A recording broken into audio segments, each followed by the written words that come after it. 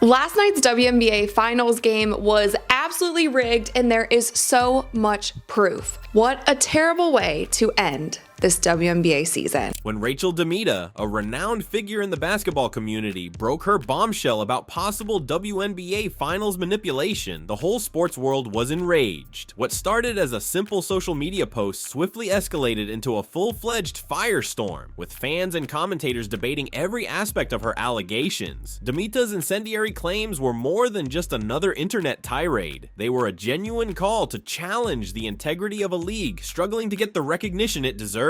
As Rachel presented her proof, providing film clips and breaking down critical events, the WNBA's most significant event was immediately called into question. If you like sports and learning the reality behind the headlines, this is a tale you won't want to miss. Before we discuss Rachel's assertions, please subscribe and stay tuned for the latest sports scandals, news, and commentary. I'm sure by now that you have seen the viral moment from last night's game, the last play of regulation where Breanna Stewart is allegedly fouled and gets sent to the free throw line. She makes both free throws and sends this game into overtime. So let's look at this final play. Breanna Stewart gets the ball here. She turns around and kind of just chucks it up to the basket. So this was called a foul, and then it was reviewed, and then it was essentially confirmed a foul, and she was sent to the free throw line. But there is so much going on here, you guys. First, when she gets the ball, she travels, and she doesn't just like take one extra step. Let's count here how many steps she takes when she gets the ball. I'm gonna put this in slow motion. Okay, so she gets the ball here. She jumps 1, 2, 3, 4. She at least jumps 1, 2, 3. Oh my gosh. She at least takes 4 steps. Rachel DeMita's voice is unique in the world of basketball journalism. She is well known for her wide history and understanding of the game, and she has built a dedicated following over the years with her forthright, no-nonsense attitude. Most notably, her work on NBA 2K TV contributed to bridging the gap between basketball culture and the average fan. She was more than simply a presenter. She was a game spokeswoman, providing fans with a behind-the-scenes look and introducing basketball to a wider audience. Her reputation and appeal extend beyond the flashy social media postings. Rachel understands the game and the stakes, and she has never shied away from stating things like they are. So when she spoke up about apparent officiating concerns in the WNBA Finals, it wasn't for the sake of clicks or drama. It was because she believed something was really wrong, and fans needed to know about it. Hi, Rachel. Hi. Thank you for coming and joining. I know our view is Vision, a little... I know. We'll work we gotta this work out. on this, Manny. The logistics. Thank you for coming. Thanks you for doing this with us. Yeah. I know you said you're running on short sleep right now. So what were you doing exactly? Had a flight this morning. I just got here. Okay. Oh, straight here from LAX. Yeah, well, no. I had a hair appointment this morning. Okay. And then I had, if you're a girl, you would know that you spend about 3 hours getting your hair done. Minimum? I feel like minimum. These guys take 3 hours to get their braids done. Nah, not no more. I used to have sometimes it's even longer though, I right? got rid of a braid lady for this though. It should never take too long. Oh, she took too long. Yeah, Okay. she was like, an hour max for me. If you can't do it in like an hour, I can't like. The charges started when DeMita brought out what she saw as anomalies in the WNBA Finals refereeing. According to her, important moments in the game were overshadowed by dubious calls that seemed to favor one side. She noted that some infractions were exaggerated or plain faked, while other evident fouls on the opposing end of the court went uncalled. What is her claim? It was as if the referees had been given a screenplay to follow, a story to keep to, while everyone else, save the officials and a few players, was in the dark. In classic Rachel form, she did not make allegations without evidence. She collated film clips and dissected plays like a seasoned analyst. As she dissected key points in the game, it seemed less like a YouTube tirade and more like a video study with the coach. Fans were taken aback by the data Rachel had compiled, as she pointed out subtle times when apparently little infractions affected the flow. Calls that favored one side in high-stakes circumstances seemed to tip the balance, casting significant questions on the game's fairness. Oh my gosh. She at least takes 4 steps at minimum. She might have taken 5. She hops, stutter steps, and doesn't put the ball down until she gets in the paint. She literally catches the ball close to the 3-point line, doesn't put it on the ground until she gets into the paint. So no travel was called. Now let's look at the second half of this play when she chucks the ball up basically towards the hoop. So after she gets the ball and kind of travels, then it looks like this Liberty player is going straight up with it. Now, from this angle, it's a little bit hard to tell. It's a little bit of a zoomed out angle, but there are also photos from this play. So as you can see in this photo here, which is right before Stewie goes up with the ball, Elena Smith is not touching her at all. Rachel's charges had immediate consequences for the WNBA, which was already struggling to gain public exposure and respect. For years, the WNBA has worked hard to raise its profile, grow its fan base, and establish itself as a credible competitive league. The finals are the WNBA's moment to shine, showcasing the greatest in women's basketball. However, if there is even a whiff of tampering in those critical games, development might be significantly hampered. Fans and sponsors both want justice and sincerity. The notion that the most important games of the season may have been skewed in favor of one result might harm the league's reputation while also shaking the faith of its followers. This sort of debate might be disastrous for a league that has been working hard to overcome perceptions and financing issues. She has two fingers that look like slightly tapping the ball. Her body isn't touching Breonna Stewart. Her arm isn't touching Breonna Stewart. There was clearly zero contact here.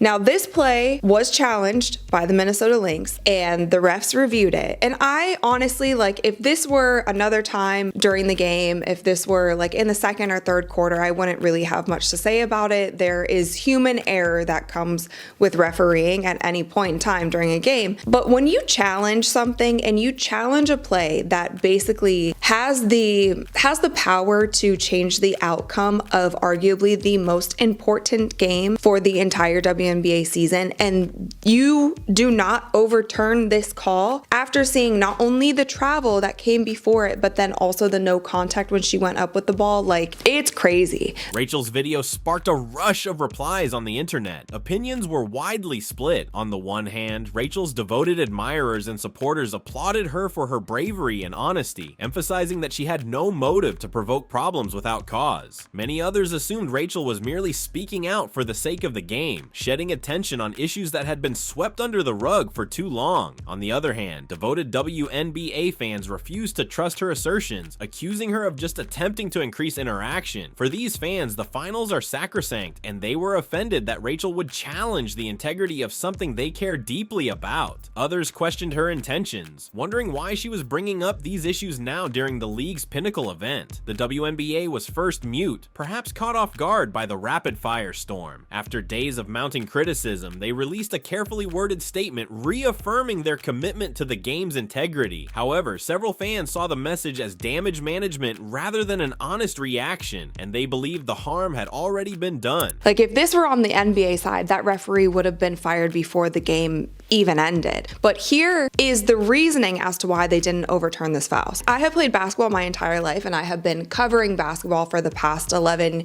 years of my career. That isn't called often, not in legal guarding position. And the funniest thing is that the commentators that were calling this game didn't even go into detail and talk about like what that actually means, because I feel like for most basketball fans, we don't hear not in legal guarding position often for the reasoning as to why a referee calls a foul. So obviously the game went into overtime and the Liberty came out with the victory, and they won their first championship ever in the history of Liberty basketball. Rachel stood firm in the face of this fierce criticism. Instead, she handled the incident calmly, even injecting some humor to lighten the atmosphere. After seeing how popular her post had become, she joked on Twitter about wanting a referee's whistle for Christmas. The joke went over well with her admirers, demonstrating her tenacity and letting everyone know that she wasn't going to give up under the weight of criticism. Rachel has never held back her opinions, and this was no exception. To bring a championship to New York, first ever in franchise history, it's an incredible feeling, and I literally can't wait to continue to celebrate with the city, because I know it's gonna like be bonkers. Fact, right? That was not a foul. That call should have been reversed on that challenge. If we sent that clip in, they would have told us that it was marginal contact, no foul. Guaranteed. These guys shot 30%. Shot 30%. You know, the difference was in the foul line. All the headlines will be Reeve cries foul. Bring it on, right? Bring it on. Because it's stolen from us. Bring it on. This lighthearted attitude also sent a message. Rachel was not withdrawing. Her wit served as a reminder that although she was serious about her allegations, she was not scared of the argument that ensued. Her ability to blend gravity and levity kept her following interested, as they saw her as a strong and dependable voice in the sometimes turbulent world of sports journalism. Rightfully so, because it was clear as day what was happening there. Something was wrong. LeBron James tweeted, he said, "I'm sorry, but that wasn't a foul. Let the damn players dictate the outcome of a close, battled, tested game." And that is the really sucky thing. Like, nobody wants, like, not even fans want to see a game ended because of a call that the referees made. Damian Lillard said, "The refs called this game like they knew the assignment in the second half. Boy, great game." And then Isaiah Thomas tweeted, "They low-key cheated for New York, but I get it, LOL." Social media has been flooded more with the referees rigged this game than congratulations to the New York Liberty. And this is not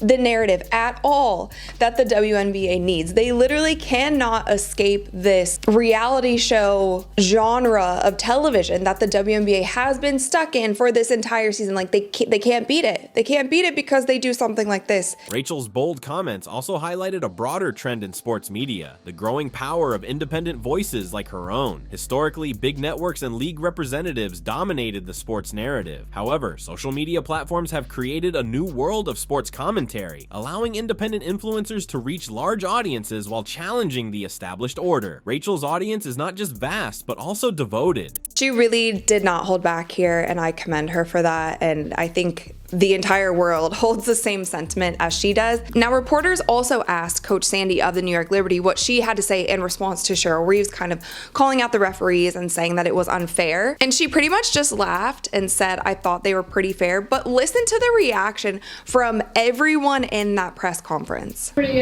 fair. I mean, after the last game, that's what you got to give and take. Like, game number one, we should have won that game. The fact that everyone in the room just burst out into laughter is really all that you need to hear. Now, on top of this, you guys, right when you thought it couldn't get any worse, fans were noticing. Her admirers see her as a genuine voice, a unique combination of expertise and integrity that stands out in today's fast-paced media environment. She is not renowned for inciting controversy for hits. Therefore, her fans take her statements seriously. This episode demonstrated that individuals like Rachel could interrupt the debate, rivaling even the most prominent sports experts. Do you feel like the refs cost Minnesota the championship? Look, Cheryl Reeve absolutely has a right to be mad based off of not only that call, but the officiating of the game. And when we dissect that call, when we were watching from Barclays, we're like, we see the arms come down. Maybe that on first glance looks like a foul. But then upon review, the word she said was right. It was marginal contact to me. And when you have a game of this magnitude after a tremendous season and an iconic series, for it to sort of come down with the momentum shifter being this, that's a tough pill to swallow.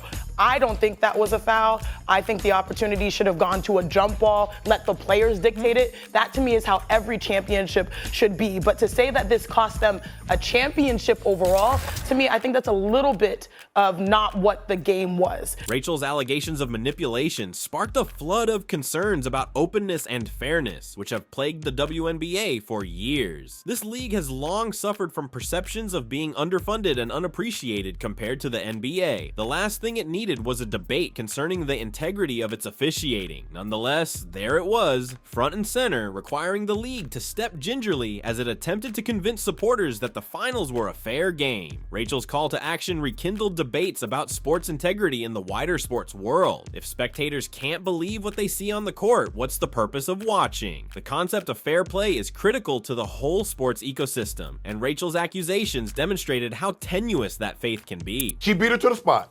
She went up vertical. She did not touch her. And they called a foul.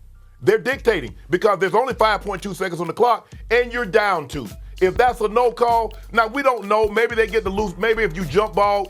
But I knew once they went to review, I was Ash was over at that time, Stephen A. I looked at Ash. I said, "You actually think they're gonna overturn this call in New York with them down 2 points?" Now maybe if it's a tie ball game, they're gonna say, "Okay, we'll go to overtime." But ain't no way in hell they were gonna overturn that call. I thought it was a poorly officiated game. It was too much. It was too many fouls. It was too much stoppage. Let them play. This is game 7. Game 5. You couldn't ask for anything more than what you got. With the exception of game 2, every game was a one-possession game. You had already gone to overtime, and you get 2 overtime games in this series. Rachel's participation in this discussion constituted a watershed moment in her career, indicating her transition from presenter and media star to an important pundit capable of questioning the established quo. Her progression from discussing video games and sports culture on NBA 2K TV to uncovering possible flaws in the game's core structure demonstrates how far her influence has spread. Her charges will have a long-lasting effect. For the WNBA, this scandal serves as a wake-up call to rectify any faults in officiating or transparency processes that may damage fan faith. Even die-hard admirers began to ponder topics they had never considered before. Rachel did more than simply reveal possible difficulties. She highlighted them, prompting everyone involved to take a closer look. It's crazy. And the bad call at the end of the game wasn't the only time that the refs made some suspicious calls. You guys, the final free throw count at the end of the game, the Liberty shot 25 free throws and the Lynx shot only 8. And it was also very clear that Nafisa Collier just wasn't getting calls the entire game. She recently posted on her Instagram just today. She posted a slideshow of photos, and here was her caption. She said, "Gut-wrenching end to an incredible season. I have loved every minute of being around this team. I love you guys so much. You have made this the most incredible year. Huge thank you to our coaches and staff. You guys are amazing. And thanks to all the fans for supporting us this season. We will be back." Now, if you scroll, it starts out with just some friendly photos of her and her teammates, and then it gets so spicy at the end. Rachel DeMita's withdrawal from the WNBA Finals made an unforgettable impression on the basketball world. Her unusual mix of experience, credibility, and power enabled her to guide the discourse in ways that the WNBA most certainly did not foresee. She starts posting. So there's one foul right here. Literally, her arm is locked up and she's getting smacked in the face. And then on the next play, you can see the reaction to clearly a bad call. The next and last slide in this carousel is the one photo that I showed you guys earlier where Alana Smith is not even close to fouling Breonna Stewart. So there was a consensus not only among fans but also among the Minnesota Lynx. They feel like they got cheated. And after the game, Cheryl Reeves gave an epic post-game interview. I'm gonna play the first minute of it here. She was asked about the officiating. Honestly, she gained so much of my respect hearing what she had to say, because on the NBA side, you get fined so much for calling out referees, but she did not hold back. I'm gonna put this video on 1.5 speed, but just listen to what she has to say. And all the headlines will be Reeve cries foul. Bring it on, right? Bring it on, because this shit was stolen from us. Bring it on. The timing could not have been worse for the league, but it represented a new chapter in Rachel's career, proving her willingness to speak her opinion, even if it ruffled some feathers. I do not believe that was a foul call, and I agree with Coach Reeves. The officials had too much say in this ball game. Whether or not it dictated, but when you shoot 25 free throws and the other team shoots 8, you go 21 of 25, they go 7 of 8. That's too big of a discrepancy in a game of this magnitude. And like you said, Chanae, Collier was the second best player in the WNBA this year. But if you go back and look at the Liberty, it was their role players. Yep. Because Ionescu was 1 of 19 from the floor. Stewie shot a terrible percentage from the floor. It was the others that won them the ball game. But the free throw discrepancy had played a big role. The dust may ultimately settle, but the echoes of her charges will remain. Fans will continue to scrutinize the league, commentators will argue what occurred, and the WNBA will need to find methods to restore the faith that has been broken. And one thing is certain, nobody will look at the WNBA Finals the same way again. She was absolutely right. That was not a foul. LeBron James was absolutely right. That was not a foul. I'm not disputing the veracity of her statement. I'm simply saying I don't give a damn. We don't want to hear this again. This is not the first time that Coach Reeves has done this. I'm speaking to Janae Ogumike. Her sister in 2016 shot clock violation. Excuse me. Coach Reeve complained about that then. She said it cost them a championship then. Well, guess what? When's it not going to cost you? Thank you for staying with us to the finish. If you appreciated this in-depth look, make sure to see our previous video on Cheryl Swoops fired after Caitlin Clark hate and Rachel DeMita didn't hold back about Caitlin Clark. Please share your opinions in the comments and remember to like and subscribe for more fascinating sports content.